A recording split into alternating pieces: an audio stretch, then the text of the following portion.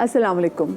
हमारी सोसाइटी में जब भी शादी ब्याह की बात होती है या जब भी किसी लड़का या लड़के की शादी के हवाले से बात की जाती है तो हमेशा ये देखा जाता है कि अच्छा अगर इसकी शादी कर दी जाएगी तो कौन से घराने में इसकी शादी की जाएगी।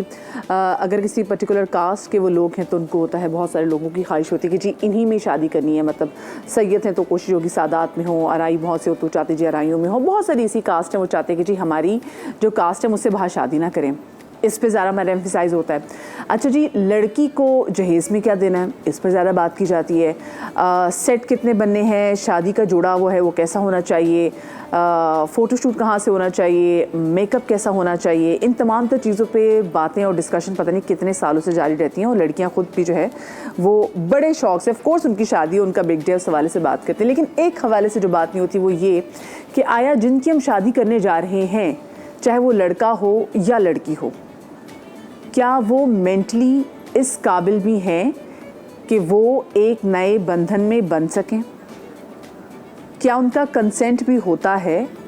ये बहुत ज़रूरी है जिस चीज़ पे हम बात नहीं करते हैं। मैं बहुत सारे लड़कों को देखती हूँ जो कि लाउबाली होते हैं और उनकी उम्र भी हो जाती है तो उनके बड़े बुजुर्ग वो यही बात कहते हैं कि भाई इसकी शादी कर दो, एक बार जिम्मेदारी पड़ गई, बीवी आ गई घर में तो जिम्मेदारी पड़ जाएगी, जिम्मेदारी पड़ जाएगी तो लड़का खुद ही ठीक हो जाएगा। फिर भी बेहतर ना हो तो कहते हैं भाई एक बच्चा हो जाएगा ना, बच्चा होने के बाद ना ये बिल्कुल ठीक हो जाएगा। लेकिन क्या वो ठीक होता है? वो लड़की जो आप कहते हैं कि हाय भी ये तो बड़ी खुदसर होती चली जा रही है, ये होगी फलानी होगी, नहीं माँ बाप के तो कंट्रोल से बाहर, और माँ बाप ने कहा भाई इससे पहले कि भी कुछ ना कोई ऐसी चीज़ हो हम इसकी शादी करके ना इज्जत से इसको ब्याह दें। कोई फ़र्क उससे पड़ता है? आपको लगता है वो लड़की रेडी होती है, वो जो नए बंधन में बनती है तो क्या वो इस इंटेंशन के साथ एंटर होती है? आजकल सोशल मीडिया पे एक ड्रामे की बड़ी धूम है। उसमें दिखाया गया कि जी 15 साल की लड़की की और एक उससे थोड़े ही साल बड़े लड़के की घर में बड़ा उनको इमोशनली ब्लैकमेल करके बड़ों की ख्वाहिश पे या कहते ना कि जी आपकी लास्ट विश जो है उस पे उनकी शादी कर दी गई।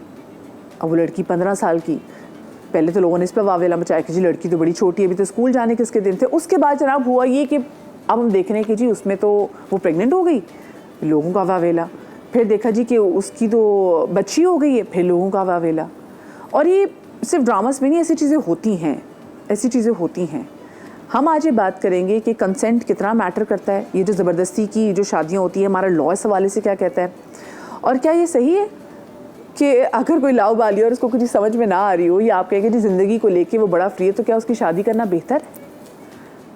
आप लोग हमें कॉल कर सकते हैं और अपनी कोई कहानी भी आपकी हो तो आप हमारे साथ शेयर भी कर सकते हैं।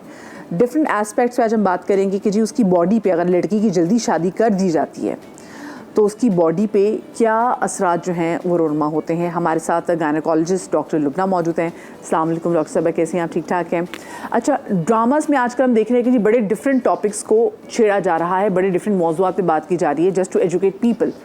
लेकिन क्या वो उस रूह में उसको प्रेजेंट भी किया जा रहा है? इस हवाले से बात भी करेंगे। हमारे साथ मारूफ राइटर जो हैं गज़ाला नकवी भी यहाँ पर मौजूद है। अस्सलाम वालेकुम गज़ाला आपका। और आज हमारे साथ ऐसी कहानी, उनकी खुद भी शादी जल्दी हो गई थी, बीना भी हमारे साथ मौजूद हैं। अस्सलाम वालेकुम बीना। हम बीना से भी बात करेंगे और बीना से जानेंगे कि बीना की कहानी क्या है। और अब से थोड़ी देर में हमें बैरिस्टर साहिबा जी वो भी ज्वाइन करेंगे और साथ में साइकोलॉजिस्ट जो है वो भी ज्वाइन करेंगे और हम इनसे बड़ी तफसीलन बात करेंगे। अच्छा, सबसे पहले तो मैं डॉक्टर साहब आपके पास आऊँगी।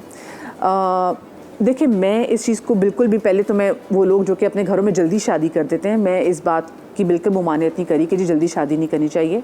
मेरा सिर्फ ये है कि जी जिसकी भी शादी हो रही हो उसको रेडी होना चाहिए कि हाँ मैं एक रिश्ते में एंटर हो रही हूँ। फिर उसके बाद जब आपकी शादी होती है, आपकी ज़वाजी ज़िंदगी शुरू होती है, so one has to be prepared for that के जिम्मेदारियाँ आएंगी। बट आजकल की बच्चियों की खुराक को देखते हुए अगर जो अर्ली मैरिजेस होती हैं वो क्या उसकी सेहत पे असरात रोनमा करती हैं? देखिए, एक मतलब अगर आप टीनेजर्स में अगर इसको लेंगे तो उसमें डेफिनेटली कि अगर हम पिछले अपने जो 20 साल पीछे जाएं, उस वक्त डाइटरी हैबिट हमारे यहाँ काफ़ी चेंज थी। अदर देन अगर अभी करंटली अगर मैं देखूं, फिजिकल एक्टिविटीज़ हमारे यहाँ चेंज थी। हम 40 साल पहले चले जाएं वो तो बिल्कुल ही मतलब हम 360 चेंज अगर देखेंगे, अगर 40 साल पहले का एक्सपेक्ट अगर मैं उससे कंपेरिजन करूँ दैट टाइम, तो बिल्कुल एक दूसरे के ऐसा लगेगा हम अपोजिट है ना दुनिया में आ गए। उस वक्त एक अगर मैं देखूं तो उस वक्त फिज़िकल एक्टिविटी अब जो बच्चियों की खुराक है और जो हमारा माशरे में चीज़ें जो हैं, आपने देखा कि वो नेचुरल फॉर्म में नहीं है, ऑर्गेनिक नहीं है, तो एक तो डेफिनेटली उनकी सेहत पे तो असर आता ही आता है, और मेंटली जो हैं ये बच्चियां तैयार भी नहीं होती हैं। अच्छा, शायद कुछ ड्रामे ऐसे होते हैं या फिल्में ऐसी होती हैं, मैं मतलब एक क्लोज कॉन्टेक्ट से इन बच्चियों को देख रही होती हूँ ना, शायद जो छोटे एरियाज़ हैं या बड़े भी अगर आप ले लें, मैं तो जहाँ छोटे एरियाज़ की बात करूँ, वहाँ क्या होता है, बच्चियाँ देखती क्या हैं, एक ड्रामा उन्होंने देखा, अगर उन्होंने वो ड्रामा देखा, उसमें शादी देखी, अगर मैं किसी का नाम कोट करूँ कि अभी करंटली अभी एक तेरे बिन चला, इस तरह देखा कि मतलब लड़की मुस्तकिल एक नखरा कर रही है और लड़का पीछे पीछे, तो वो क्या समझती है शादियों के बस ये ज़िंदगी है। मतलब हमारे यहाँ जो एक मफरूज़ात पे ज़िंदगी अगर समझती है ना बच्चियाँ कि शादी हो गई तो बस ये होगा कि बस घूम रहे हैं, एक फिल्मी दुनिया में हम आ जाएंगे, ऐसा नहीं होता। और ये भी लग रहा होता है कि जो लड़का जो शादी वो भी हीरो होगा, वो भी हीरो ही होगा, ऐसा नहीं होता। वो बस या शादी होते ही पता चलता है ये तो बिल्कुल जीरो है, और जो लाइफ थी ना वो 0/0 हो चुकी। तो मतलब हम इन खौफ ख्यालों की दुनिया से ना एक रियलिटी पे बच्चों को और स्पेशली बच्चियों को मैं मतलब एज अ मोटिवेटर जब स्कूल्स में या कॉलेजेस में जाती हूँ ना, तो उनको मैं रियल चीज़ पे रियल थिंग्स जो है वो उनको बतानी चाहिए कि आप कहाँ स्टैंड करते हो, कल को इसका इम्पैक्ट आप क्यों सोच रहे हो कि 100% अल्लाह करे कि ऐसा ही हो जो फिल्मों में हम देखते हैं, ऐसा नहीं होता। एक बीइंग अ मदर, एक बीइंग अ वाइफ, मुझे पता है कि शादी के बाद लोग ड्रामास फिल्म देखने क्यों जाते हैं, क्योंकि उनकी जिंदगी में वो चीजें नहीं होती जो फिल्म में देखने को मिलती, तो वो एक तरह से अपना ख्वाब जीने के लिए जाते हैं 3 घंटे वो मुझे ऐसा लगता है अगर घर में वो देख रहे हैं ना जॉइंट फैमिली सिस्टम, शोर शराबा, अब वो फिल्म पसंद करेंगे जिसमें 2 लड़की लड़का बस एक दूसरे को देखा, फूल खिले और खिलते चले गए। तो ये जिंदगी नहीं होती। मतलब आपको जिंदगी रियल, आपको ना एक बिल्कुल जो एक रियल थिंग होती है ना, हमारे यहाँ अभी तक हम कितने ही मतलब ये कहते हैं कि हम बहुत ज़्यादा एम्पावर हो गए हैं और लेडीज़ बिल्कुल एम्पावर हो गई हैं, मगर आज भी पस्ती के अगर आप देखें, बात करें कि जिन घरों में 6 बहनें हैं, अगर पहली बहन ने अपनी मर्जी से शादी कर ली, वो अगर सही है तो वो सब समझती हैं सारे ही जो मजीद 6 जो दामाद हैं ऐसे ही आएंगे, ऐसा नहीं होता। किसके किस तरह के मिजाज के आते हैं, किसके किस तरह के आते हैं, और फिर लड़की का अपना मिजाज क्या है, उसका घराना क्या है। अच्छा, लेकिन डॉक्टर लुबना, जैसे हम बात करते हैं कि एक यंग बच्ची who is not ready for it, और उसको मतलब कि शादी की ना एक वैसे एक्साइटमेंट बहुत होती है कि जी हाँ ठीक है मैं दुल्हन बनूंगी, मुझे भी बचपन लगे जी हाँ दुल्हन बनेंगे, मेरा फोटोशूट होगा और सबसे ज्यादा प्यारी मैं लगूंगी, हर लड़की का ये होता है दुल्हन बनने के वाले से ना कि हाँ कि जब आप दुल्हन बनेंगे ना तो सब दुनिया की नजरें आप पे होंगी, लेकिन आपको ये नहीं पता होता कि अच्छा इसके बाद जो होना है वो क्या होना है,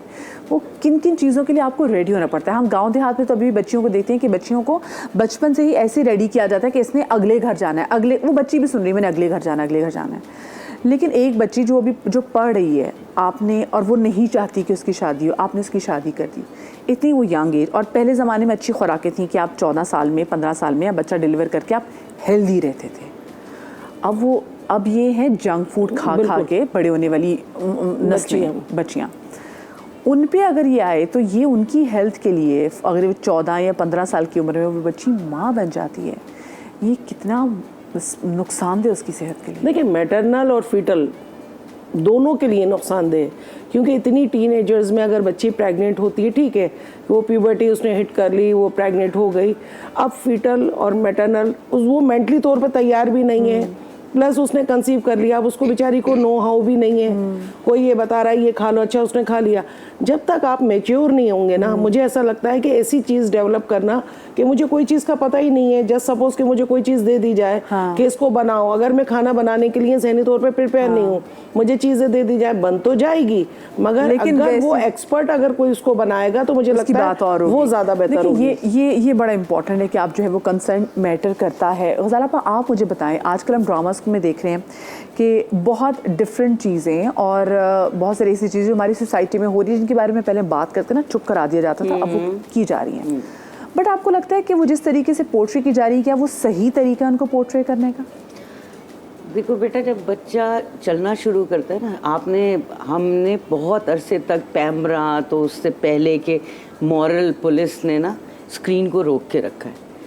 अब जब आपने उनको इजाज़त दी है कि हाँ आप सेंसिटिव टॉपिक्स को भी टच कर सकते हैं, तो पहले घुटनों ही चलेगा ना, ठीक है ना, फिर चलना सीखेगा। तो कम से कम बात तो कि पहला ड्रामा शायद उस हाइट तक रिफाइन ना हो, या हम नहीं समझ पा रहे हूँ वहाँ तक के पीछे माइंडसेट के वो हमें क्या समझाना चाह रहे हैं, क्योंकि हम अभी इस ऑ में हैं कि ये क्या दिखा दिया, ठीक है ना, क्योंकि हमने स्क्रीन पे क्या देखा था, हम स्टार प्लस से इंस्पायर्ड चीज़ें देखते देखते देखते देखते हम एक तो ड्रामा घर से बाहर नहीं ले जा रहे थे। अब अल्लाह का शुक्र है कि हम ड्रामा घर से बाहर ले जा रहे हैं और घर में भी हम उन टॉपिक्स को टच कर रहे हैं जो हमारे अंडर द कार्पेट थे। आप जिस ड्रामे की बात कर रही हैं वो भी शायद या तो वो अपने वक्त से पहले का ड्रामा है या वो अपने वक्त से पीछे का ड्रामा है, क्योंकि हमने बीच में ना बड़ा गैप दिया है। हमारे आसपास के जहाँ इस किस्म की पाबंदियाँ नहीं थी वो बहुत आगे के ड्रामे बना रहे हैं, उनके टॉपिक्स हमसे बहुत आगे चले गए। हाँ, वो टिपिकल टॉपिक्स भी बना रहे हैं, लेकिन वो और प्लेटफॉर्म्स के ऊपर बहुत एक्सपेरिमेंट कर रहे हैं। वो ओटीटी पे एक्सपेरिमेंट कर रहे हैं, वैसे वो उसी चीज़ पे चल रहे हैं। हाँ, देखो मासेस उनका भी बहुत बड़ा है और वो हमारे ही जैसा है, ठीक है ना। उनके खाने मसाले, इवन ये कि उनकी बदजुबानी बदगोई के जो अल्फाज है ना वो भी सेम है, इतना माइंडसेट सेम है। जिन लोगों की आपसे जो कहते हैं गाली सेम हो ना, उनका पूरा जो सोच का तरीका होता है ना वही सेम होता है। एग्जैक्टली। तो अभी आप तुम लोग जब ये बात कर रहे थे ना कि चाइल्ड मैरिज, तो दास्तान को तो वो कहानियाँ ही सारी उम्र अपने दिमाग में डाटा फीड करता रहता है। मुझे दो वो कैरेक्टर्स जहन में आए जो मैंने खुद देखे हैं। एक मेरी नानी अम्मा जिनकी 14 साल की उम्र में शादी हुई थी और मैंने उनको टिल 84 देखा है, और एक मेरी वालदा की हम उम्र कज़न थी। मेरी अम्मा ने मास्टर्स किया अंग्रेज़ी में और ये जो कज़न थी इनकी 14 साल की उम्र में शादी हो गई थी, and she got pregnant and had a baby when she was 15, barely 15। और ये लोग पढ़ रहे थे क्योंकि मेरे जो नाना थे वो स्ट्रिक्टली इस बात के थे कि नहीं मेरे बच्चे पढ़ेंगे, और वो ये कहते थे मैं ऑफिस में काम कर रहा हूँ, मेरे हाथ से कलम गिर जाता है ये सोच के कि मेरा कोई एक बच्चा जाहिल रह जाए।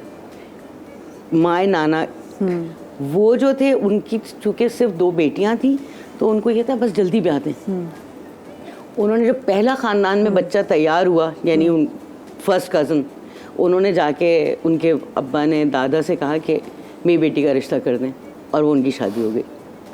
शी वॉज जस्ट 14, और वो इतनी मज़े की खातून थी जो वो just for the sake of marriage, just for कहा कि मेरी 2 बेटियां जल्दी कर दो। और वो मेरे नाना से भी छोटे थे। मेरे नाना ने अपनी बेटियों की शादी किसी की कम उम्र में नहीं की।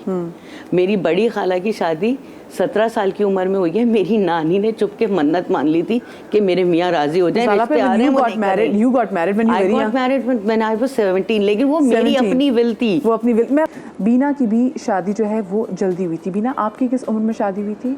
मेरी शादी 17 मेरी एज थी उस वक्त, और बहुत छोटी एज थी, और सोचा भी नहीं था कि शादी हो जाएगी। और मैं क्लास 9 में उस वक्त गई थी। जैसे कि डॉक्टर लुगना ने बात करी कि बहुत टीनेज थी, उसमें सोचती हैं लड़कियां कि हमारी शादी होगी, हम ये करेंगे, हम ये करेंगे। और मैं सबसे बड़ी थी बहन भाइयों में, मुझसे छोटे मेरे 2 भाई हैं। तो कोई घर में इस तरह की बड़ी बहन होती है कि शादी हुई भी होती है और आइडिया होता है कि क्या क्या होगा क्या नहीं, वो गाइड करती रहती हैं। तो ऐसा कुछ भी नहीं था। तो मैं जहाँ ट्यूशन पढ़ने जाती थी, उन्होंने कहा कि ऐसे ऐसे रिश्ता है, अम्मी से बात करी, उन्होंने कहा ठीक है सही है, बुला लेते हैं घर में, देख लेते हैं। और कुछ माहौल भी घर का ऐसा है कि बस बच्चियाँ बड़ी हुई, बस दिमाग में कि शादी कर देनी, जैसे होश संभाला बस तो शादी। जी। और तो जॉइंट फैमिली सिस्टम था। पापा मेरे 8 बहन भाई हैं, सबसे बड़े पापा थे, तो कज़न्स में भी सबसे बड़ी मैं ही हुई।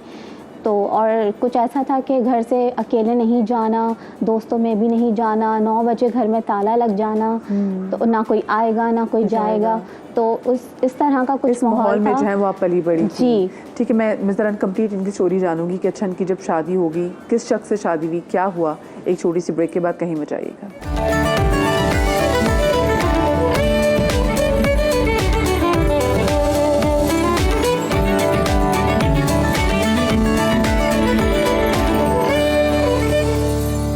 जी, तो welcome welcome back after the break. और ब्रेक के दौरान हमें ज्वाइन किया है किरण जावेद ने भी, जो कि साइकोलॉजिस्ट भी हैं। हम उनसे भी बात करेंगे, साइकोलॉजिकल इम्पैक्ट के वाले से भी बात करना बड़ा ज़रूरी है। किरण, वेलकम टू द शो। और हम बीना से बात कर रहे थे कि बीना वो 17 साल की वो थी जब उनके अम्मा अब्बा ने उनकी शादी कर दी थी। तो अच्छा, आपने कहा कि आपका एक तो माशाल्लाह से आपके वालिद साहब अपने कज़न में भी सबसे बड़े थे और फैमिली में आप सबसे बड़ी बच्ची थी। तो एक होता है ना, प्रेसिडेंट भी सेट करना होता है कि हाँ भी हमने बच्ची इतनी साल की होगी, हमने शादी कर दी। तो जब आपकी शादी हुई तो किन किन चीज़ों को देखा था? क्योंकि आपकी तो पढ़ाई मुकम्मल नहीं थी, तो लड़का तो फिर पढ़ा लिखा होना चाहिए था, ये देखा था? कुछ भी नहीं देखा, बस अम्मी ने यही देखा कि एक तो माइंड सेट था कि बस रिश्ता जब भी आएगा शादी करनी ही है। और तो शादी हुई भी जल्दी।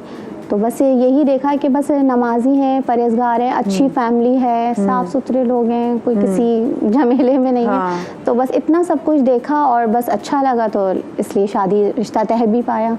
ठीक तो है। और ये है कि जहाँ मैं ट्यूशन जाती थी तो उनसे बहुत अच्छी अम्मी की दोस्ती थी। तो उन्होंने कहा बहुत अच्छे हैं, तो अम्मी ने मान लिया हाँ बहुत अच्छे हैं। और अच्छे भी काफ़ी हद तक निकले। तो बस जहाँ जो मुझे सबसे ज़्यादा जो मुझे मसला किया वो मेरी पढ़ाई जो मेरी रुकी। एक था कि मैं इतना पढ़ूंगी कि, क्योंकि मैं अपनी कज़न्स जो मेरी छोटी थी मैं उनसे भी बात किया करती थी कि मैं पढ़ के ये करूँगी, मैं वो करूँगी, तो वो चीज़ कहीं बहुत पीछे रह गई। हाँ। तो होता है, अब तक फील होता है कि काश मैं ये पढ़ लेती तो आज मैं डॉक्टर होती। क्योंकि मेरी आपके हस्बैंड क्या करते हैं? हस्बैंड मेरे जनरेटर ऑपरेटर का काम करते हैं, कलर डाइंग मैचिंग का काम है उनका। तो ये सब कुछ खैर अब महंगाई इतनी उरूज पर है, सब आगे निकल गई।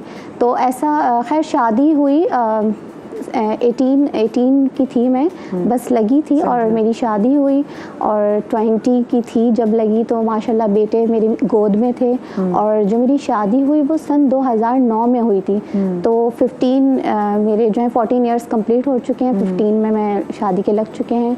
तो अब माशाल्लाह से मेरा बेटा भी 14 साल का है, बेटी मेरी 11.5 की हैं। तो उसमें ये है कि अब जो मैंने ख़ुद नहीं किया तो वो मैं चीज़ अपने बच्चों में ढूंढती हूँ कि उनकी एजुकेशन बहुत अच्छे से कंप्लीट हो, जो मैंने नहीं किया वो बच्चे करें। तो ये सारी चीज़ें हैं। अच्छा, आपने कहा कि महंगाई है, तो अब मुझे बताएं कि अब फिर महंगाई के टाइम में आप अभी खुद भी कुछ करती हैं? जी, सोचा ये था कि वही शादी होगी तो ऐसा होगा, लड़का ऐसा निकलेगा, ये सारी चीज़ें थी। तो उसमें जो चीज़ बस सबसे ज़्यादा मुझे खल रही थी कि बस पढ़ाई जो छूट गई। कि आपके लिए पढ़ाई वाला एस्पेक्ट जो है वो ज़्यादा मैटर तो कर वो रहा ज़्यादा था क्योंकि घर से निकलना नहीं होता था, घर में रहते थे। तो अच्छा, घर में जब रहते थे तो फारिग नहीं रहते, तो अम्मी ने जैसे सिलाई करती थी तो साथ साथ सिलाई सीखी। माशाल्लाह मैं बहुत अच्छी डिज़ाइनर भी हूँ, कपड़े खुद अपने स्टिच करती हूँ। तो ये सब चीज़ें हैं, सिलाई करी, कढ़ाई करी, बहुत कुछ सीखा, फॉमिक का बनाना सीखा। अच्छा, उस वक्त हमारे पास मोबाइल भी नहीं होता था। अब बच्चे के हाथ में मोबाइल है, उस यूट्यूब पे सर्च किया, देख लिया, हेल्प मिल जाती है, हेल्प मिल जाती है। निटिंग वगैरह में सब चीज़ जी। तो मुझे अभी आप साथ में खुद आपके करें, आई हर्ड कि आपका कोई सैलून है, आप साथ में कुछ और काम करें? तो इसके साथ साथ जो है जब बच्चे थोड़े इस काबिल हुए कि देखिए शादी हो जाने के बाद तो जाहिर सी बात है घर ससुराल सारी चीज़ें होती हैं, वो पढ़ाई फिर जहन से काफ़ी टाइम तक निकल जाती है। तो उसके बाद जब बच्चे बड़े होना शुरू हुए तो कुछ बीच में टाइम ऐसा आया कि मियाँ की जो है वो जॉब उनकी हस्बैंड की छूट गई। तो उस वक्त फ़ील हुआ कि काश कुछ पढ़ लेती तो बहुत अच्छी जगह एक जॉब लग जाती, कुछ सपोर्ट कर लेती। तो अम्मी ने इस चीज़ में बहुत साथ दिया कि नहीं, अगर जॉब नहीं है घर आके बैठ जाओ, इस तरह का कोई स्टेप नहीं उठाया। आपको सिलाई सिखाई थी, किस लिए सिखाई थी? साथ दो करो। ये देखिए, ये अच्छी चीज़ें, एटलीस्ट हुनर, हम आजकल स्पेसिफिकली बात कहते हैं कि जी लड़कियों में ना हुनर होना चाहिए। लड़कियों क्या, बंदों में भी हुनर होना चाहिए। आप जब किसी यूनिवर्सिटी से निकलें तो बजाय कि आप बड़ी बड़ी कंपनीज के पीछे अपना CV लेके भागें, आपके पास खुद इतना हुनर होना चाहिए कि आप अपने लिए कोई ना कोई जॉब जो है वो जनरेट कर सकें। किरण, मुझे बताइएगा कि जब आपकी किसी ऐसे टाइम में शादी हो जाती है, और ज़रूरी नहीं कि आप 14-15 साल के हों, आप 17 साल के हों, आप 19 साल के हों, या फिर आप 30 साल के भी हों, स्पेशली लड़कों के लिए अगर मैं बात करूं, if you are not ready for a relationship, आप एक कमिटमेंट के लिए तैयार नहीं हैं और आपकी शादी कर दी जाती है कि हाँ भी शादी कर देंगे ना तो लव वालीपन ख़त्म हो जाएगा। अच्छा जी, लड़कियों की कोई बात नहीं, शादी कंसेंट के बगैर कर दी कि नहीं। मैं बहुत से लोगों को ऐसे भी जानती हूँ जो कि स्पेशली बाहर से आते हैं पाकिस्तान, और बच्चों के कंसेंट के बगैर उनकी पाकिस्तान में उनके पास लिटरली पासपोर्ट फाड़ के यहाँ शादी करके चले जाते हैं, उसका क्या इम्पैक्ट पड़ता है नफ्सियात पर? देखिए ये तो इक्वली वैसे ही इम्पैक्ट है कि आप जैसे अगर अर्ली हम मैरिजेस की तरफ जाते हैं, उसकी तरफ देखते हैं तो दे आर नॉट रेडी, ठीक है। तो रेडीनेस को अगर देखें तो उसमें एज का इतना रोल नहीं होता है, राइट। इसी तरह अगर लेटर लाइफ में देखें तो लेटर लाइफ में भी तो आर नॉट रेडी, तो मीन्स आपकी चीज़ें उस हिसाब से अलाइन नहीं होंगी, आपके माइंडसेट के हिसाब से अलाइन नहीं होंगी। अलाइन नहीं होंगी तो इट मीन्स ऑपोजिट जा रही हैं, ऑपोजिट जा रही हैं तो आपके अंदर फ्रस्ट्रेशन बढ़ रही है। फ्रस्ट्रेशन साइकोलॉजिकल ये नेगेटिव इमोशन है, एंड जब फ्रस्ट्रेशन लीड्स टू एग्रेशन और तमाम दूसरे नेगेटिव एनर्जीज और इमोशंस को और वेलकम करते हैं। सो डेफिनेटली साइकोलॉजिकल इम्पैक्ट बहुत एडवर्स होता है, बहुत नेगेटिव होता है। आप उस हिसाब से चीज़ों को हेल्दी तौर पे देखते नहीं हो। हर लम्हे आपको एहसास होता है कि मैं तो ये नहीं करता था या करना चाहती थी, मुझसे किया गया, तो अब मैं कैसे करूं, क्योंकि मेरे ख्वाब रह गए, मेरे गोल्स रह गए, मेरी चीज़ें रह गई। चाहे अगर आपको मौका मिलता आप नहीं कर पाते, लेकिन समा वो कहते हैं बैक ऑफ द माइंड आपकी थी कि हाँ ये मैंने करना था। बस एक होता है ना, एक ऐसी आस आपके दिल में रह जाती है। लेकिन मुझे बताएं, चलें ठीक है शादी तो आपकी हो गई, लेकिन अगर आप ऑलरेडी ऐसी किसी नफ्सियाती प्रेशर से गुजरे हो, उसमें आपकी बॉडी एक बहुत बड़े चेन से गुजरती है और यू डिलीवर अ चाइल्ड, और आप मेंटली तौर पे रेडी ही नहीं है। देखिए बंदा अगर रेडी ना हो तो बंदा तो घर से बाहर चला जाता है। बिल्कुल, बंदा तो कहे जी तुम माएँ तुमने तो पालना है, वो कहेगा चलो ठीक है मैं बाकी असबाब कर देता हूँ, पैदा कर देता हूँ, मैं पाल नहीं सकता इसको, तो वो तो तुमने पालना है, दूध तुमने पिलाना, सुलाना तुमने, रहना तुमने इसके साथ है, तरबियत तुमने इसकी करनी, मैं तो बंदा हूँ। बहुत सारे बंदे ऐसे भी होते हैं और हम देख रहे होते हैं, उनका लावाबालीपन जो है वो 40 साल की भी हो जाए ना, वो आ ही नहीं रहे होते साइड पर कि भाई ये बच्चा, ये मेरी जिम्मेदारी है।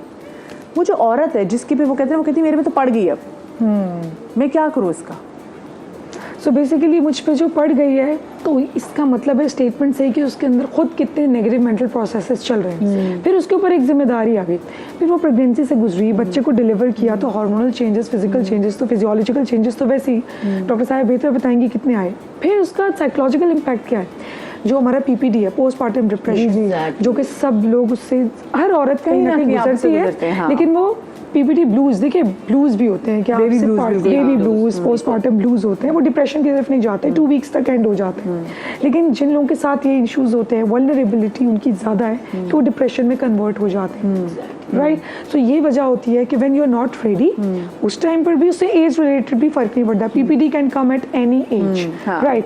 When you are not ready, आपके अपनी जो कभी 3-4 साल बाद आपके अंदर वो तमाम चीज़ें आती हैं। हाँ बिल्कुल बिल्कुल। मुझे पता है उसमें वो जो बच्चा है, उस मासूम का क्या कसूर है, मतलब कोई ये तो सोच ही नहीं रहा होता। हम उस माँ की फिर भी बात कर रहे हैं, लेकिन वो जो मासूम इस दुनिया में आ गया है, उसका क्या। Mother when I was 17 and a half and मेरे बहन भाई नहीं थे, और मैं बहुत विलिंगली, बहुत खुशी के साथ माँ बनी थी। मगर baby blues, I know what I have been through. मुझे पता है कि बेबी ब्लूज का मतलब स्टिल मुझे हॉन्ट करता है वो 40 डेज। मुझे आज भी अगर उस तरह की कोई फ्रेगरेंस वो आ जाए ना, क्योंकि वो मसाज के लिए आती थी एग्जैक्टली वो, और उसके बाद ना वो मुझे अगर लेट हो जाती थी तो वो कहती थी स्पंज करके ना पाउडर लगा लें। तो there was a certain powder, मुझे वो पाउडर तो खैर मैं कहीं आयल पे भी देख लूँ ना तो वो मुझे हॉन्ट करता है, और उससे मिलती जुलती कोई कहीं मुझे आ जाए वो फ्रेगनेंस, तो मुझे अजीब एक अचानक से ना एक सहम मेरे ऊपर आता है। हालांकि मेरा इतने लाड उठाए गए हैं उन 40 डेज में कि मैं ये नहीं कह सकती कि मेरा मुझ पे कोई जुल्म हो रहा था, लेकिन आप इतने कमज़ोर होते हैं उस वक्त हर लिहाज से, फिज़िकली ख़ास तौर पे, और फिर बच्चा जगा रहा होता है। हमें तो यही था ना कि प्यारा सा छोटा सा बच्चा आएगा, हमें ये नहीं पता था कि हर 35 मिनट्स के बाद ये जाग जाएगा और ये कहेगा कि आप फीड कराएं, और फिर वो जितनी देर में आप उसको फीड करा के फारिग होंगे वो उसका नैपी चेंज टाइम आ जाएगा, फिर उससे फारिग होंगे, आप सोचेंगे 10 मिनट्स अब ये सोया है बच्चे का 40 डेज में, तो हर 45 मिनट्स के बाद 40 मिनट्स के बाद यही पूरी रात वो यही करता है। उसमें आप कितना वीकनेस में जाते हैं, मेंटली एग्जॉस्ट होते हैं। मुझे याद है कि अच्छा मैं जॉइंट फैमिली में, जाहिर है थैंक गॉड कि मैं जॉइंट फैमिली में थी उस वक्त। अब आप बड़ों को जवाब तो नहीं दे सकते ना, बेवजह का गुस्सा आ रहा है, ये तो पता ही नहीं है कि ये बेबी ब्लूज है। और आई वाज जस्ट बिसीचिंग माई, मतलब दांतों को यूं कर रही हूँ, वो भी उनसे छुप के, जाहिर है उनके मुंह पे तो नहीं करूँगी। और ऊपर जा, मतलब ऊपर कमरा था ना, ऊपर जाके रो रही हूँ बेवजह की बातों पे। मगर अगर उन्होंने ये कह दिया कि बेटे इसको यूं करके डकार दिलवा लो, बेटे यूं कर लो, और यही बुरा लग रहा है, क्योंकि आप ये कोई समझाने वाला ही नहीं, और पहले तो कोई तस्करा भी नहीं करता था। अच्छा, ये ना बेबी चाहिए ब्लूज चीज़, किसी को नहीं ये समझ में आता था। जैसे शादी से पहले काउंसलिंग बहुत ज़्यादा ज़रूरी है कि लड़का लड़की को बैठ के ना आप एक प्रॉपर इनकी काउंसलिंग होनी चाहिए बताने के लिए कि बेटा आप किस चीज़ में एंटर हो रहे हैं। इस चीज़ में भी मदर्स में भी, पेरेंटिंग के लिए भी प्लीज उनको मेंटली रेडी उनको करो, रेडी, एग्जैक्टली, ताकि आप एंजॉय कर सको। मतलब इतना खूबसूरत टाइम होता है जब आपका बच्चा आपके वेलकम करना। हमारे यहाँ एक्चुअली ये होता है ना, हर चीज़ को एक अपने सर पे ना लादने वाली बात होती है। हर चीज़ को हमारे यहाँ एक तो मतलब माजरत के साथ हर चीज़ को हम ये समझते हैं कि इसका ना इम्पैक्ट गलत ही हम लेना शुरू करते हैं। अगर उसी में अगर आप पॉजिटिव लेना शुरू करें तो बीइंग ए डॉक्टर ना, मुझे ऐसा लगता है काफ़ी चीज़ें जो है सबसाइड हो जाती हैं। अगर बच्चा रो रहा है तो रोएगा, सो व्हाट। अगर वो सो रहा है तो सोएगा, सो व्हाट। हम हर चीज़ को क्या कर रहे होते हैं कि मतलब हमें ऐसा लगता है। सरगोदा से हमारे साथ कॉलर है, आपकी बात काट रही परवीन अख्तर। अस्सलाम वालेकुम जी। हेलो, अस्सलाम वालेकुम जी। हेलो परवीन अख्तर साहिबा, आपको आवाज़ आ रही मेरी? अच्छा, मीनवेल इससे पहले कि परवीन अख्तर साहिबा की कॉल जो है वो हमसे कनेक्ट हो, हमारे साथ जद्दा से हमारे साथ कॉलर थे और उनका नाम क्या था जी?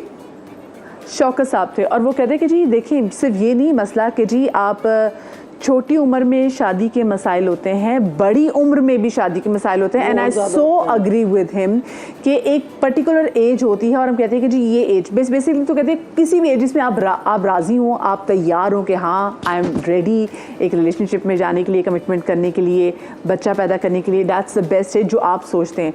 लेकिन हाँ, अगर आपको बहुत लेट इस बात का इदराक हो कि जी हाँ आई एम रेडी, तो आपकी बॉडी कहेगी नहीं आई एम नॉट रेडी, अब मैं रेडी नहीं। परवीन अख्तर दोबारा आ गई। अस्सलाम वालेकुम जी। जी अस्सलाम वालेकुम जी। अल्लाह जी, टीवी से बंद कर दिया परवीन अख्तर साहिबा। लो जी, कॉल ही डिस्कनेक्ट होगी। प्लीज़ कॉल करें ना तो ज़रा पीछे कोशिश कीजिएगा कि टीवी जो है उसको बंद रखें।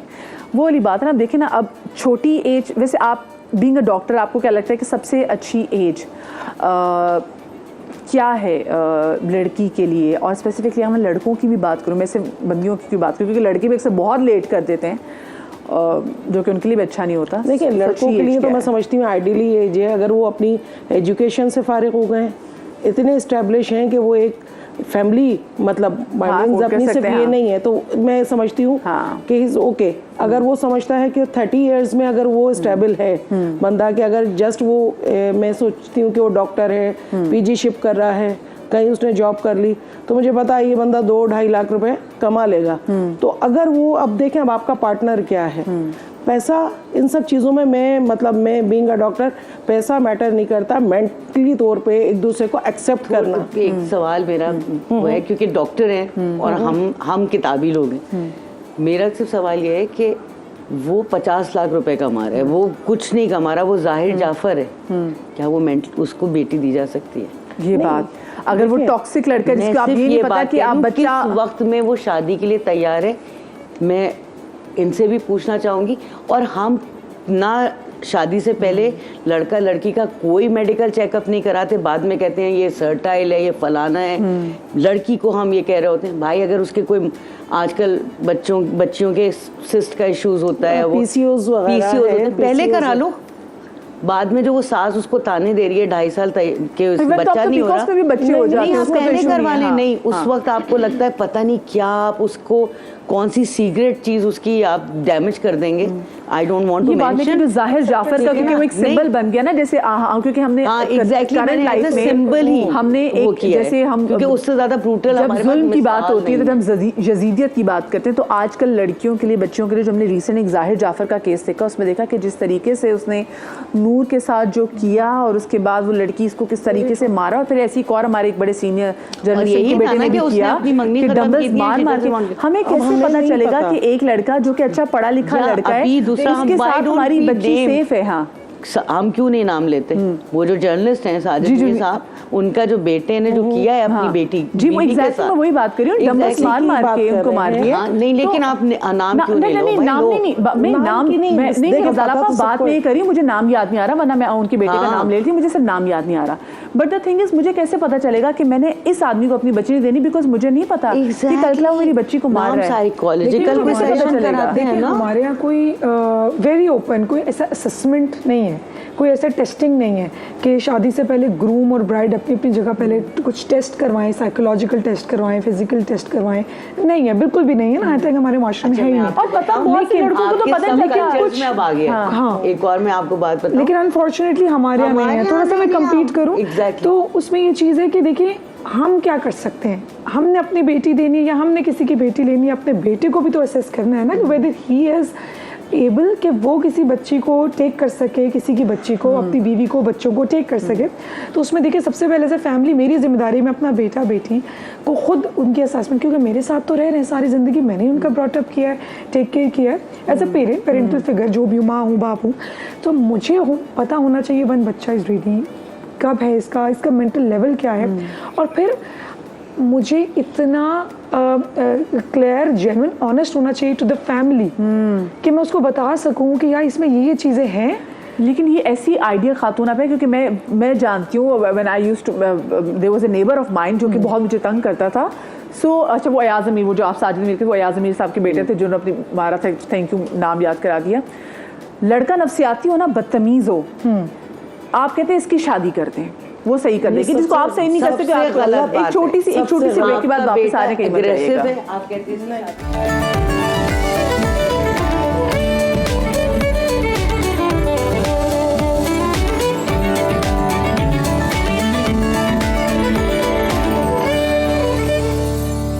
जी, तो welcome back after the break. हम ज़रा बात कर रहे थे कि वो कौन सी एज है लड़कियों के लिए जो कि मुनासिब एज है जिसमें हम उनकी शादी कर सकें। कहीं ऐसा ना हो कि लड़की का कंसेंट ना हो, ज़बरदस्ती उसकी शादी कर दी जाए, और फिर जब ज़बरदस्ती वो किसी रिश्ते में बनती है, फिर उसका बच्चा होता है, वो माँ बनने के लिए भी रेडी नहीं होती, क्योंकि आजकल एक ड्रामा हमारी बड़े चला हुआ, हर बंदा उसकी बात भी कर रहा है। उसमें देख भी रहे हैं कि जी हाँ, वो लड़की इतनी यंग है, उसके ख्वाब कुछ और थे, शादी हो गई, फिर ख्वाब आगे बढ़ने के थे, बच्चा हो गया, and she is not ready for that. उसकी पेन, उसकी एग्नी नज़र आ रही है। लेकिन साथ साथ में बातों बातों में फिर एक बात भी चढ़ी कि हम लड़की का तो देख रहे हैं कि लड़की की असल एज क्या होनी चाहिए, लेकिन लड़के की कौन सी एज मुनासिब है भाई? जब आपको ये नहीं पता कि हमारे आसपास के मुआशरे में पढ़े लिखे अच्छे ख़ानदान के पता नहीं कितने शाहनवाज़ आमिर बैठे हुए हैं और शाहनवाज़ मीर बैठे हुए हैं, कितने हमारे पास यहाँ पे ज़ाहिर जाफ़र जैसे लोग बैठे हुए हैं, तो ये कैसे पता चलेगा? क्योंकि देखें, जिस बच्चे को आप ठीक नहीं कर सके, वो बेचारी अनजान लड़की आके कैसे ठीक कर सकेगी? क्योंकि माइंड सेट ये है ना कि नफसियाती है, पागल है, एग्रेसिव है, शादी कर दो, इसकी ना अटेंशन डाइवर्ट हो जाएगी। तो ये बात समझ में नहीं आती कि ये क्या मनता है। लेकिन वो जो एज के वाले से बात हो रही थी, बैरिस्टर ज़ारा सैरिस वक्त उन्होंने भी हमें ज्वाइन कर लिया है। अस्सलाम वालेकुम Zara, and welcome to the show. Zara, लड़कियों के लिए अगर हम लॉ में देखें तो व्हाट्स द राइट एज कि उनकी शादी की जाए? देखिए, सो सिंध अनफॉर्चुनेटली हमारा एक फेडरल लॉ नहीं है, हर प्रोविंशियल लॉ है। तो marriage and child marriage is a provincial subject. तो हमारे सूबे में, सिंध में है 18 साल की उम्र, एक यंग लड़का और लड़की 18 साल की उम्र से ऊपर से ज़्यादा हो, या if there 18 years of age, तो फिर वो उनकी शादी हो सकती है। पंजाब में 16 साल है, और बलूचिस्तान अगेन इज़ 18, और KPK 16। तो ये एक लीगल एज कहलाती है। लेकिन जब हमारे पास क्लाइंट्स भी आते हैं कि निकाहनामा को आप वेट कर दें, निकाहनामा में क्लॉजेस डाल दें, तो हम हर वक्त यही कहते हैं कि आप दोनों पहले एक कपल थेरेपी में के लिए जाएं, एक सेशन कर लें, उसके बाद आपको एक अंदाज़ा हो जाएगा, या 2-3 सेशंस कर लें कि are you compatible? हाँ, ये बात है बड़े पढ़े लिखे लोगों की ना, मतलब हम बोले कपल थेरेपी, वो कहेंगे नहीं जी बस ठीक है, बस फ़ोन पे बात कर ली तो ये आपस में बात करके थेरेपी हो गई है, बस समझ आ गई तो थेरेपी हो गई है। और लेकिन ये भी मदिया, तुम बहुत, ये भी बहुत अर्बन थॉट है, ये भी बहुत मॉडर्न थॉट है। वो कहते हैं हम क्या अपनी औलाद के लिए गलत चूज करेंगे?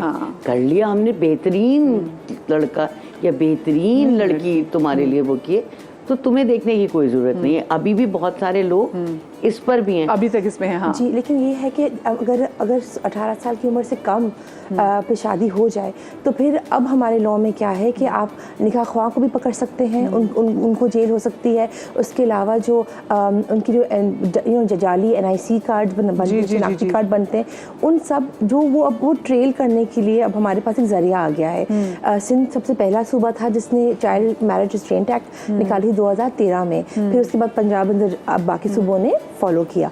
तो यही है कि एटलीस्ट हमारे पास एक ग्राउंड है, एक लॉ है। डॉक्टर बैरिस्टर साहब आपसे बात करते हैं ना, मेरे ज़हन में एकदम दुआ ज़हरा का केस भी आ गया।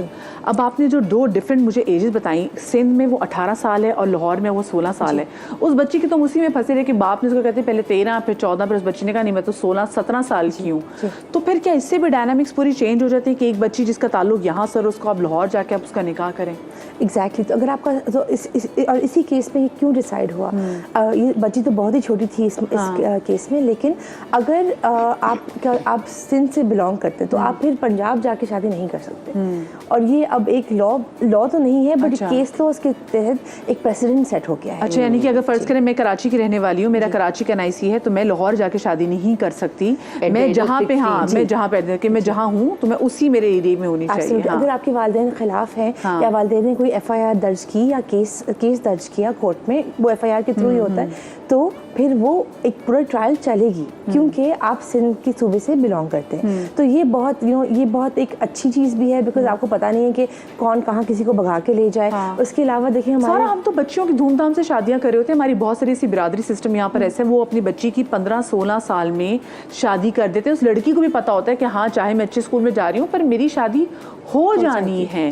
तो वहाँ पर बट वो लॉ में तो नहीं है, लेकिन माँ बाप कर रहे हैं। उसमें फिर सोसाइटी क्या कर सकती है? देखिए अब यही बात होती है कि लड़कियों को अपने राइट्स की अवेयरनेस होनी चाहिए। हमारे पास, मैं ये हर वक्त कहती हूँ कि सिंध के सूबे में इतने लॉज हैं हर किस्म के, child restraint, child labour, child की जिस चाइल्ड के मतलब एटलीस्ट 15 लॉज हैं हमारे पास, लेकिन इम्प्लीमेंटेशन नहीं होती। राइट, 18 साल 16 साल ठीक है, शादी की उम्र, उसके बारे में इतनी अब चर्चा हो चुका है, सबको मालूमात है, वाक़फ़ियत है, लेकिन उसके अलावा इतनी सारे ऐसे लॉज हैं जिनको कभी कोई इम्प्लीमेंट नहीं करता, अपने हकूक़ की उनको अवेयरनेस नहीं है लड़कियों को, लड़कों को भी डिपेंड करता है। तो ये ऐसी चीज़ें हैं कि वालिदैन को भी समझना चाहिए। हमारे ना कॉलर थे अकील साहब, वो कह रहे थे कि पंजाब साइड में बहुत सारी जगहों पे ऐसे है कि बच्चों को इतना वो सुहाने ख्वाब भी दिखाए जाते हैं, कहते हैं तुम कर दोगे तुम्हें जायदाद मिल जाएगी, तुम्हारी फलानी चीज़ें वो भी मान ली जाएगी, बस तुम शादी कर लो। बहुत सारे फ्यूडल सिस्टम में देखते हैं बच्चों की, लड़कों की भी जल्दी शादी कर दी जाती है। हमारे सामने हमको ऐसी शादी देखते हैं कि लड़की की कंसेंट के बगैर उसकी शादी हो रही है, धूमधाम से हो रही है, बड़े कार्ड छपे, लोगों को बुलाया, पता नहीं कितने इवेंट्स हो रहे हैं, लेकिन उस बच्ची की कंसेंट के बगैर हो रही है। हम क्या कर सकते हैं? क्या हम रिपोर्ट कर सकते हैं अगर बच्ची की कंसेंट शामिल ना हो तो? देखिए आपके जो नेबर्स फॉर एग्जांपल होते हैं या जो एक सोसाइटी एट लार्ज होती है वो कंप्लेंट कर सकती है, लेकिन बच्ची का उसमें बयान आएगा। तो अगर वो इतनी सहमी हुई है कि उसने अपना बयान नहीं देना और वो अपने वालिदैन से डरती है, तो फिर या अपने तो कोई फ़ायदा नहीं, खामन से डरती है तो फिर कोई फ़ायदा नहीं है। और देखिए उसी पे वही आप मैरिटल रेप की तरफ भी आता है ना, वो आज का टॉपिक नहीं है, so I just broach on it कि वही है कि देखिए कंसेंट के बगैर ऐसे तशद्दुद होते हैं, जिस्मानी तशद्दुद एक खातून के ऊपर कि आप अंदाज़ा नहीं लगा सकते। Then sometimes you're not ready for it. No. And यही बात है कि देखिए, और वही है, if you are young you are not ready, right, if you are mentally strong, if you know कि आपने ये शादी में आपकी रजामंदी है, तो फिर आप जाके ये it gets to that point कि आपकी कंसेंट मैटर करती है। पर क्या कोई ऐसा पैरामीटर, कोई मेरे पास कोई ऐसा कोई नुस्खा है जिससे मैं जान सकूं कि अगर मैं अपनी बच्ची की शादी, चलें ठीक है मेरी बच्ची का कंसेंट है, मेरी बच्ची यंग एज की है, किसी भी चाहे मेरी एज की बच्ची हो, वो शादी करती है एक अच्छे पढ़े लिखे लड़के से, मुझे पता चल सकता है कि इसके अंदर एक ज़ाहिर जाफ़र छुपा हुआ है, इसके अंदर कोई शाहनवाज़ मीर है, कोई ऐसा पागल आदमी है जो कि मेरी बच्ची को अजियत पहुंचाएगा, ऐसे मारेगा और ऐसे मारेगा। और कितने हमने ऐसे लाखों के, मतलब लाखों तो नहीं लेकिन सैकड़ों केसेस देखे जिसमें मार देते अपनी बीवियों को। मुझे पता कैसे चलेगा कि मैं किस आदमी से शादी कर रही हूँ अपनी बच्ची की? पता तो चलता नहीं है। आप किसी से बचपन से भी वाक़फ़ियत हो, कज़न्स भी हो, कज़न मैरिजेस होती हैं जी, हाँ, कोई ऐसे लॉ कैसी कोई चीज़ नहीं जिससे आपको पता चले, कोई ऐसे कैसे पता चल सकता है? इसमें देखिए ये हो सकता है ना कि आप पहले तो देखभाल की चीज़ें करें, इन्वेस्टिगेट, देखिए पर्सनल इन्वेस्टिगेशन आप कर सकते हैं। अगर आप इतने क्लियर हैं तो आप थोड़ा सा डायरेक्ट भी हो सकते हैं। फिर थोड़ा सा आप देखिए उनके अपने पेरेंट्स, उनके घर का माहौल, इन्वायरमेंट, थोड़ा विजिट्स करें, थोड़ा उनको बुलाएं अपने पास, या इनडायरेक्टली पहले आप आसपास से डिफरेंट उनकी फैमिली, उनका रख रखाव, उनकी बातचीत, उनकी सब चीज़ें देखिए। कई पैरामीटर्स हैं इनडायरेक्टली इनफॉर्मल वे में कि आप कर सकते हो। लड़के साइकोटिक होते हैं, वो कैसे पता चले? मतलब यूं तो मैं भी अपने भाइयों की मतलब आप जमानत नहीं ले सकते, आपको नहीं पता कि वो कैसे हैं। As a brother I know him. देखिए मदिया, इसमें मैं एक चीज़ कहूँगी कि अनफॉर्चुनेटली कोई ख़ास हमारे पास ऑब्जेक्टिव पैरामीटर नहीं है, यानी जिससे हमें वो ये चीज़ है इसको करने से पता चलेगा। लेकिन हम बेहतरीन मैनेजमेंट के लिए क्या कर सकते हैं, साइकोलॉजी तो हमेशा इस पर बात करती है कि अगर गॉड फॉरबिड, खुदा न ख्वास्ता अगर ऐसा हो जाए तो उस टाइम पर फौरी इमीडिएट क्या आपको स्ट्रैटेजीज या कुछ आपको प्लान्स करने चाहिए कि आप उस चीज़ से निकल सकें, अपने बच्चे को निकाल सकें।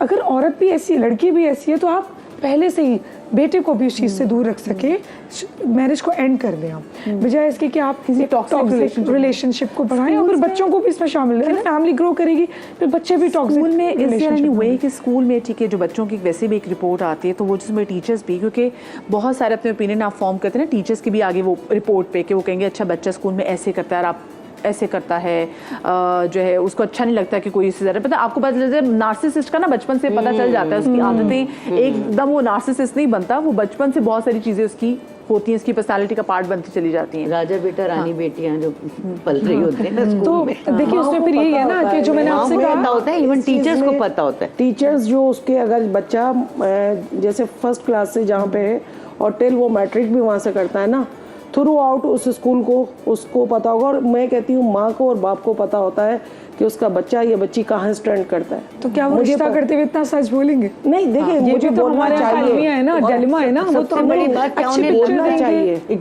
दूसरे सबसे बड़ी बात ये कि क्या वो ये समझते हैं कि ये रवैया गलत है?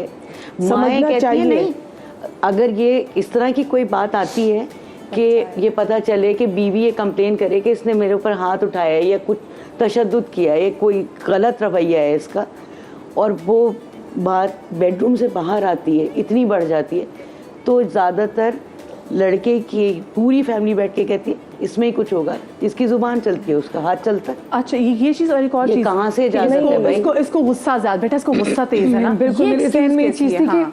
कि बहुत अच्छा है, बस थोड़ा गुस्से का तेज है बट दिल का बहुत अच्छा है। ये थोड़ा गुस्सा बहुत अलार्मिंग स्टेटमेंट है, इट्स रियली अलार्मिंग स्टेटमेंट। आप इसको ऐसे नहीं शुगर कोटेड वे में नहीं कह सकते स्टेटमेंट को। You need to take step, you need to be as a parent, आपको एकदम विजिलेंट हो जाना चाहिए, अलर्ट हो जाना चाहिए स्टेटमेंट पर, and you really need to see few things. आपने जो स्कूल की बात की, देखिए फिर वही बात है, इनफॉर्मल इनडायरेक्ट फेज में आप किसी भी तरीके से छानबीन करवा सकते हो।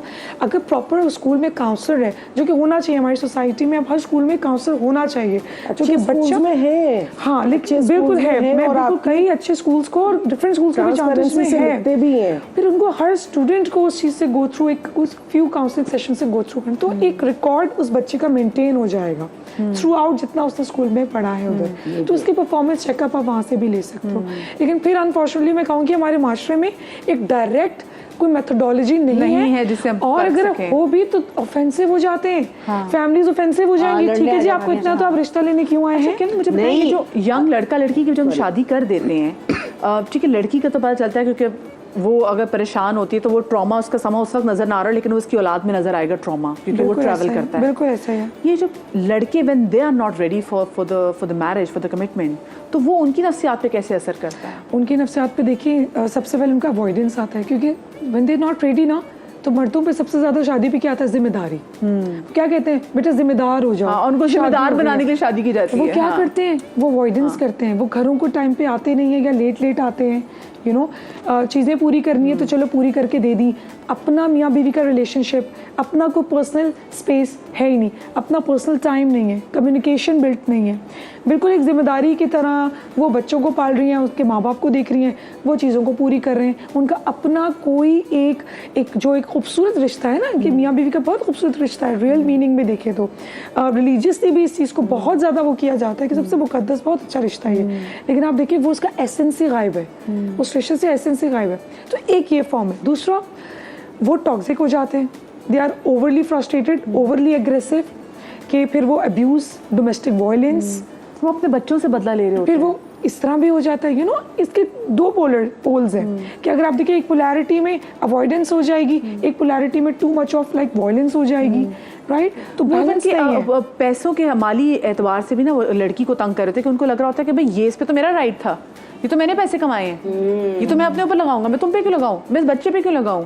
तो या ये भी जितना दिया उस पे गुजारा करो, लगा देते हैं बच्चों पे लगा देते हैं, बीवी की उसको ओन करते वो हैं। जो ख्वाहिशात होती हैं या उसकी ज़रूरत होती है ना, उस पे चिढ़ते हैं। उस पे चिढ़ते हैं कि मतलब हम तो नहीं शादी, अपनी अम्माओं को कहते हैं हम तो नहीं करना चाह रहे थे ना शादी, पता था मेरे हालात ऐसे नहीं, करके लाई हो आप खुद भुगतो। मतलब हम जिन एरियाज में ओपीडीज वगैरह हमारी चलती हैं तो वहाँ अम्माएं लेकर आती हैं, मतलब मेरी बहू है, इसका शौहर कहाँ है, वो क्यों आएगा, मतलब अभी भी माइंड सेट है कि मतलब वो क्यों आएगा, उस लड़के को क्या पता, अरे भाई उसका मियाँ नहीं आएगा साथ, उसको नहीं, मतलब अच्छा माजरत के साथ कुछ पख्तून कम्युनिटी में तो इवन दोज अभी भी ये होता है कि डिलीवरी के टाइम तक आपको उनकी एक बड़ी बूढ़ी अम्मा मिलेगी, कोई मसला होता है, कुछ होता है, लड़का नहीं हमें देखने को मिलता, वो ये होता है वो घर पे या काम पे गया हुआ है, शाम तक डिलीवरी होगी वो खुद आ जाएगा, उसका क्या काम है।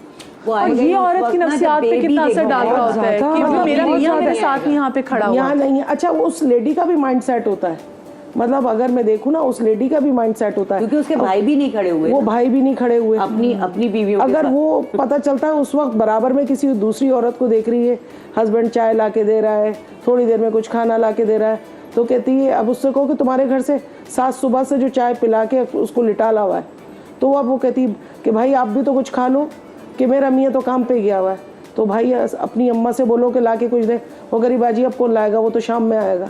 अब वो ये देख रही है बराबर में, अब वो मेंटली उसको ट्रॉमा कब होता है, नहीं उसको माइंड सेट है कि मियाँ नहीं आएगा, सास खड़ी है या उसकी ना उसको पता है and she is okay with it. हाँ, मगर उसको कब होता है जब वो कंपैरिजन करना शुरू करती है ना कि मेरे बराबर में जो लेडी लेटी हुई है उसका मियाँ बार बार कुछ खिला रहा है, लेकिन वो भी इंडिविजुअल कंपैरिजन नहीं है मदिया। जरा आप कुछ ऐड करना चाहते, मैं आ रही हूँ। हाँ जी जा रही हूँ। ये है कि देखिए हमारी सोसाइटी में प्रिवेंशन, जैसे आपने थोड़ा बताया, ज़्यादा क्योर है, तो एटलीस्ट क्योर की अवेयरनेस होनी चाहिए। और क्योर में यही आता है कि देखिए डोमेस्टिक वायलेंस एक्ट है हमारे पास, आप FIR दर्ज कर सकते हैं तशद्दुद के लिए। जब हमारे पास कोई केसेस आते हैं, हम क्या किसकी 4 कैटेगरीज की बात करते हैं, verbal abuse, physical abuse, emotional abuse, right, and financial abuse. तो जब अगर कोई मेंटेनेंस का केस भी आता है जिसमें क्या होता है, पास मेंटेनेंस, जब एक मर्द और एक औरत एक दूसरे के निकाह में होते हैं तो औरत को फाइनेंशियली उन्होंने सस्टेन करना under the law and under Islam भी है, राइट। तो अगर वो सेपरेशन पीरियड हो लेकिन निकाह में हो तो फिर हम यही कहते हैं कि इज इट फाइनेंशियल अब्यूज़, क्या उनको पैसे मिल रहे हैं? और नहीं होता, वो यही ऐसे कंट्रोल करते हैं, या बच्चा या पैसा या फिर silent treatment. The most form of abuse is financial and emotional, because देखिए वो रिकॉर्ड नहीं होता, और रिकॉर्ड पे दूसरा नजर नहीं आता। ग़ज़ाल आपा, आप तो because you are writer and you are observer, आप हमारी सोसाइटी में देखती हैं इमोशनल अब्यूज़ तो भरा पड़ा है। भाई कहते बेसिकली वो शादी सक्सेसफुल है, इमोशनल अब्यूज़ होता है, जो दिखता नहीं, ठीक है ना। जुबान का जो दिया हुआ घाव है ना, कहते हैं ना दिल के घाव भर जाते हैं, लेकिन जो जुबान का दिया हुआ घाव है वो मैंने देखा है, इतनी उम्र की ख़वातीन हो जाती हैं और वो ये कह रही होती हैं कि हमसे फ़लाँ वक्त पे हमारी सास ने ये कहा कि तुम्हारे अब्बा ने ये कहा। अब्बा से कोई शिकायत नहीं होती, बज़ाहिर हैप्पीली मैरिड कपल्स होते हैं, लेकिन होता है ना कुछ कहते हुए ऐसे चले गए कि दूसरे के दिल पे, जैसे कहते हैं ना, तकलीफ दे नक्श हो कहते हैं ना गया कि फलां बात याद आई तो हलक कड़वा हो गया। हाँ वो हालांकि क्या, वो बेचारे आंसू ही आ जाते हैं। और मुझसे एक चीज में अभी यहाँ कहूँ, हम जो अभी बात कर रहे हैं ना, हम बड़ी शहरी गुफ्तगू कर रहे हैं, जबकि हम 70% देहात में रहते हैं, जहाँ पे हमारा कल्चर जो है वो बिरादरी सिस्टम पे, रिलीजियस हमारे क्या कायदे हैं उस पर। वहाँ हम चाइल्ड मैरिज का मतलब है 7 साल की बच्ची और 10 साल का बच्चा, उस पे तो हम अभी बात ही नहीं कर रहे। वो तो वट्टे सट्टे में बिल्कुल नहीं, वट्टे सट्टे नहीं, वैसे भी हो रहा है, वैसे भी हो रहा है। और वो अगर आप वहाँ उसको रोकें तो आप नहीं रोक सकते, क्योंकि वो सब कल्चर स्ट्रॉन्गली उसी पे चल रहा है। जरगा औताक हर जगह है, ठीक है ना। इंटीरियर सिंध में सांगर से आगे जितना हिंदू कम्युनिटी है वो सब यंग मैरिज करती है, स्ट्रिक्टली डॉगमेटिज्म, ठीक है। और आप उसको नहीं रोक सकते, अब नहीं रोक सकते। ये अलहदा बात है कि वो अपना रोका, यानी वो उस वक्त करते हैं जब प्यूबर्टी शुरू हो जाती है। वो ये सोचते ही नहीं है, उनका बच्चा ये सोचता ही नहीं है कि ये सही नहीं है, बल्कि वो हाँ उसके बारे में देखा ही नहीं है, कंपैरिजन ही नहीं देखा। और जो आप ये जिस कल उसकी बात कर रही थी पख्तून्स की, वो भी अगर कंपैरिजन करेगी ना तो वो ये नहीं करेगी, इंडिविजुअल कंपैरिजन नहीं है, वो कहेगी हमारे यहाँ ये नहीं होता। वो मतलब अफसोस नहीं हमारे हमारे इलाके में ये नहीं होता, ठीक है, वो मतलब उसका अफसोस ये नहीं है, ठीक है ना। और मैंने पे लोग तकलीफ भी नहीं ऐसे देखे जब दूसरी शादी का मसला नहीं है, हाँ। तो कि दूसरी शादी करी, जाहिर है वेल टू डू ही होते हैं। तो उसने कहा हाँ तो मेरे भाई की भी हुई है, मेरे बाप की भी हुई है, मेरे ससुर की भी हुई है, मेरे जेठ की भी हुई है। नहीं उसको भी सब कुछ चाहिए, लैंड क्रूजर से नीचे वो भी नहीं आएगी, और उसकी वो भी नहीं आएगी, दूसरी भी नहीं आएगी। लेकिन उनको पता है कि हम नहीं लड़ सकते। मैं अच्छा लोग कहते हैं कैसे बर्दाश्त कर लेते, मैंने कहा ब्रिटनी का बैग भी तो है उसके पास, वो भी तो यही लेके दे रहा है।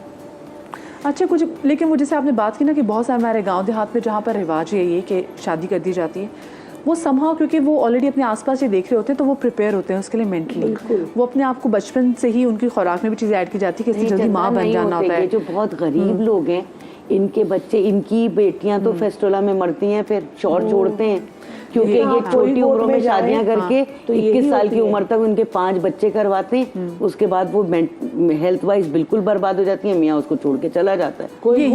ये भी हाँ, कोई गोट मैं एक छोटी सी ब्रेक ले रही हूँ, ब्रेक से वापस आते हैं तो और कुछ अहम मौज़ूआत हैं जिन पर आजकल ड्रामास बन रहे हैं, बड़ा हश किया जा रहा है, उस पर बात करेंगे।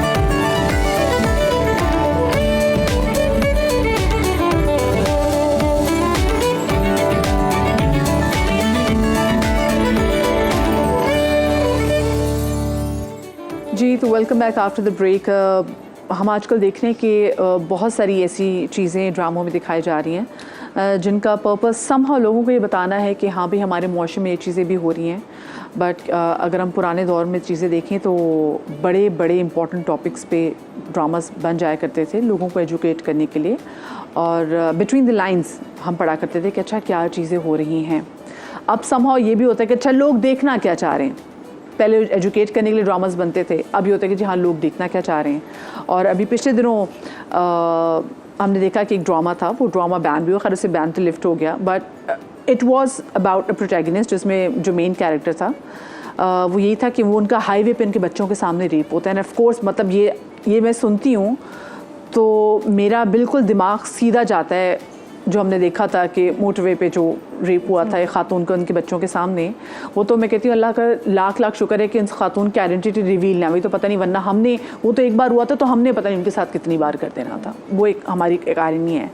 जब ऐसी चीज़ों पे जब ड्रामास बनते हैं तो ज़रा मैं उसका भी आपसे जानना चाहती हूँ कि क्या इम्पैक्ट एज लॉफुली होता है। देखिए मेरा नज़रिया थोड़ा डिफरेंट है इस पे। बहुत लोग कहते हैं कि देखिए फॉर एग्जांपल 2-3 ऐसे ड्रामा आए थे। एक आपने जैसे ये मोटरवे रेप इंसिडेंट की बात की, उसमें एज लॉन्ग एज एक जनरलाइज व्यू हो जाता है, I note it hit very hard to home for her. और वो विक्टिम का जो आप जो एहसासात हैं, जो उनकी ट्रॉमा है, उसको आप मद्देनज़र रखते हुए एक ऐसा ड्रामा फिर भी बना सकते हैं जिससे अवेयरनेस स्प्रेड हो सकती है, राइट।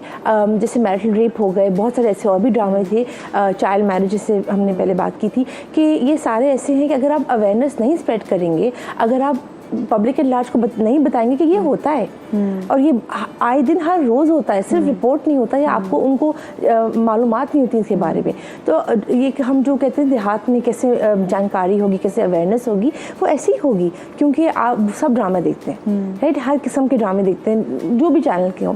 तो अगर कोई ऐसे ड्रामे बने थोड़े से सेंसिटिव टॉपिक्स पर, देन व्हाई नॉट। या अगर एक फेमस ड्रामे में बट थोड़ी सी चीज़ें आप कुछ चीज़ें देखिए, देहात में हमने कितनी ऐसे देखी कि जी ऐसा केस हुआ और घर वालों के सामने माँ बेटी को ज़्यादती का निशाना बनाया। हम कितनी ऐसी खबरें पढ़ते हैं, ऐसी कितनी ऐसी चीज़ें हैं। वो मुख्तारा माई का भी जो मुझे वो सब याद आ रही थी, क्योंकि कुछ ऐसी चीज़ें होती हैं कि अच्छा ये हुआ तो आपके ज़हन में फ़ौरन वो मुख्तारा माई आ जाती है। तो वो बचपन की ये चीज़ है, लेकिन अभी भी दिमाग में वैसे आप आई विविडली रिमेंबर। तो लेकिन इसमें अगर हम देखते हैं कि जी ये जो भी ड्रामा आया है, so was there any other way कि हम उसको कन्वे कर सकते थे? बिल्कुल। देखो अब बात ये है कि हम सब एज ए राइटर इस बात पे कन्विंस है। अब मुझे नहीं पता है कि उस जब ड्रामा आप ऑन एयर देखते हैं ना, उसमें बहुत सारे लोगों की राय और क्रिएटिविटी शामिल होती है। राइटर की होती है बिल्कुल, उसमें कुछ मशवरा जो है वो आपको डायरेक्टर भी दे देता है कि इसको यूं कर लीजिए या मैंने इसको यूं कर लिया।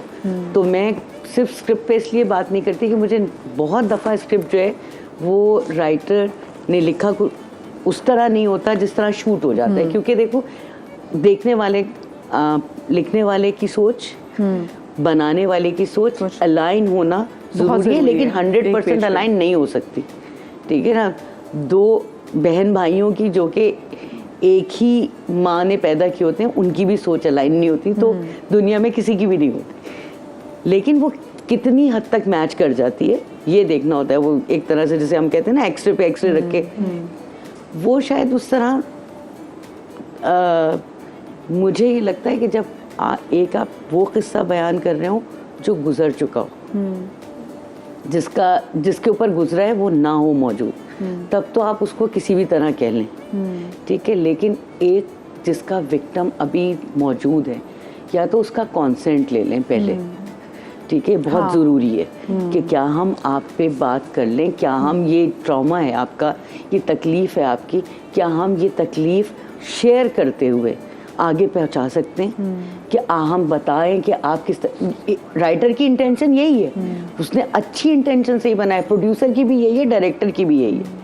लेकिन अब हमें नहीं पता ना कि वो वहाँ क्या झेल रही हैं, जिनके ऊपर गुजरी है, क्या वो मेंटली साइकोलॉजिकली इसको ये तैयार है। देखो, बाज लोग बहुत ब्रेव होते हैं, वो कहते हैं नहीं, हाँ बताओ, बताओ कि ये ऐसा हुआ है, बताओ कि इसी माशरे में ऐसा होता है।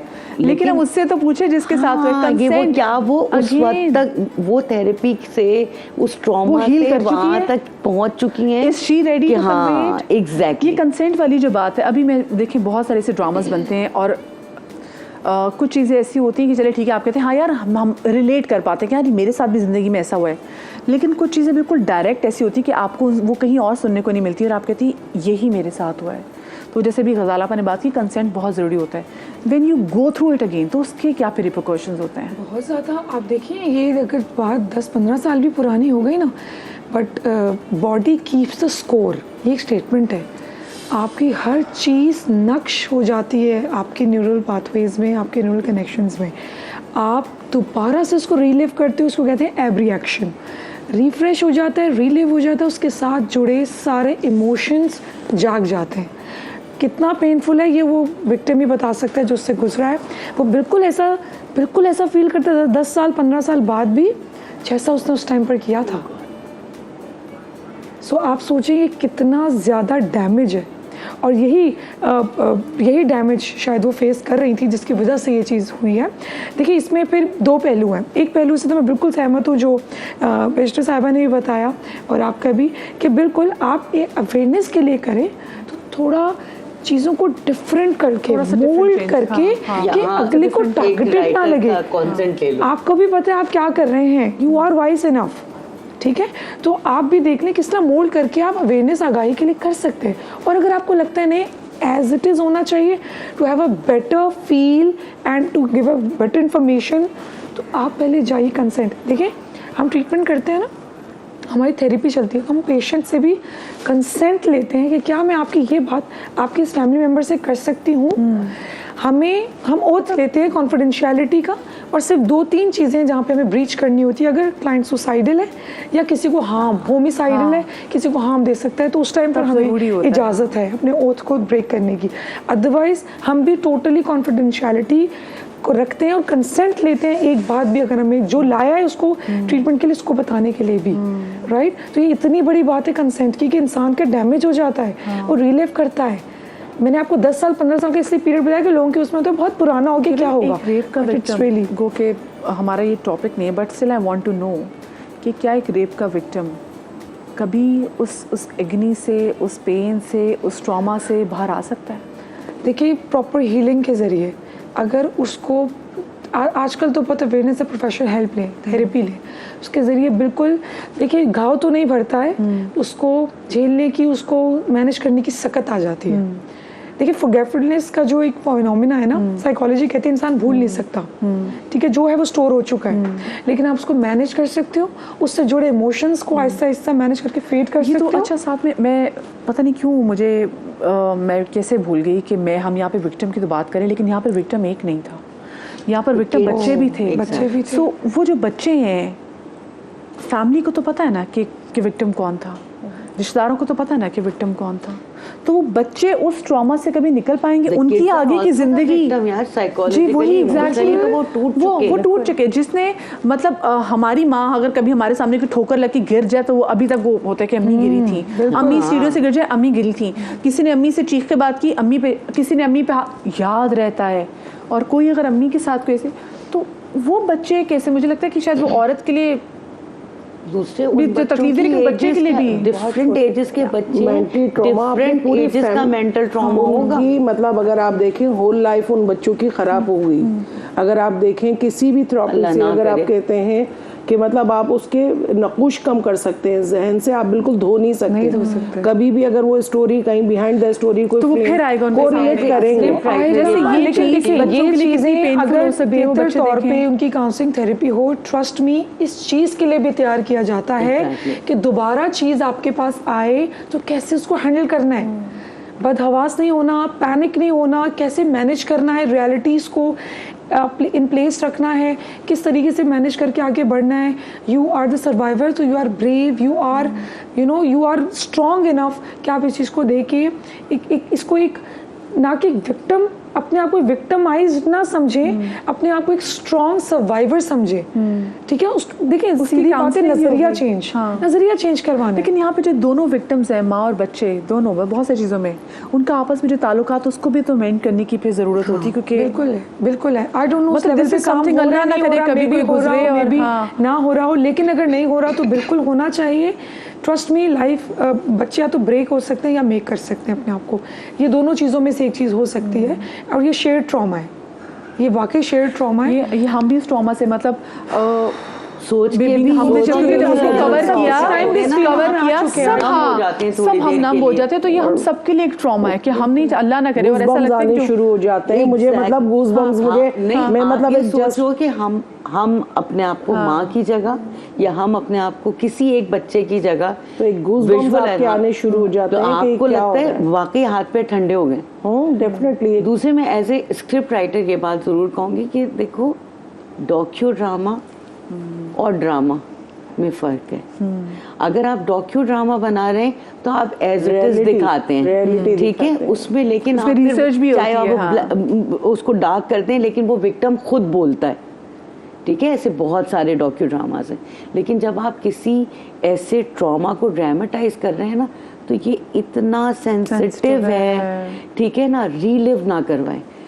अगर ये था भी उसके उसी बात पे ही नोटिस भी आया ना, वरना वो पूरी स्टोरी एक बहुत अच्छी इंटेंशन से लिखी गई है, वो एक थप्पड़ है उस पूरी सोसाइटी पे, उस लॉ एंड ऑर्डर पे, ठीक है। क्वेश्चन उठाता है कि भाई क्यों नहीं हुआ, और अगर आप आगे देखें तो वो उनकी कहानी नहीं है, वो जो भी विक्टिम है उसकी आगे की कहानी उनकी अपनी कहानी है, उस कैरेक्टर की कहानी है, जो ड्रामा है कि दामाद कह रहा है, मियाँ कह रहा है केस वापस ले लो, पुलिस वाला आके कहता है कि आपके हस्बैंड ने कहा है कि आप इन्वेस्टिगेशन, लेकिन वो जो एक पर्टिकुलर वो चीज जिससे वो एग्जैक्टली वो बिल्ड करते हैं, वो आपने दिया है ना, एग्जैक्टली वो अखबार की खबर नहीं होनी चाहिए। ये चीज मैं लोगों से भी कहना चाहूंगी कि देखिए सेंसिटिव इश्यूज पे जब हम ड्रामास बनाते हैं, जो सेंसिटिव इश्यूज पे बनाए गए ड्रामास, वो रेटिंग तो जरूर लाते हैं, लेकिन उन पर रिसर्च भी करना बहुत ज़्यादा ज़रूरी है। अभी हमने देखा कि एक बच्ची चाइल्ड मैरिजेस पे बात की जा रही है, फिर इस इशू पे भी बात की जा रही है, अल्लाह ना करे कि कोई इस तकलीफ से कभी भी गुजरे, लेकिन ये ज़रूर देखें, आप उसकी रिसर्च ज़रूर करें इन कंसेंट, चाहे वो बच्ची की शादी करते हुए हो, लड़के की शादी करते हुए हो, किसी की लाइफ पे ड्रामा आप चाहे वो ठीक है उनकी लाइफ पे नहीं है, बट एक उसमें पर्टिकुलर एक चीज़ ऐसी है जो कि पूरी कौम जानती है कि उससे एक औरत गुजरी है, उनका कंसेंट ज़रूर लें। Consent matters a lot. आप सबका बहुत ज़्यादा शुक्रिया, आप लोग मेरे शो पर आए, बड़ी आज सीरियस डिस्कशन थी।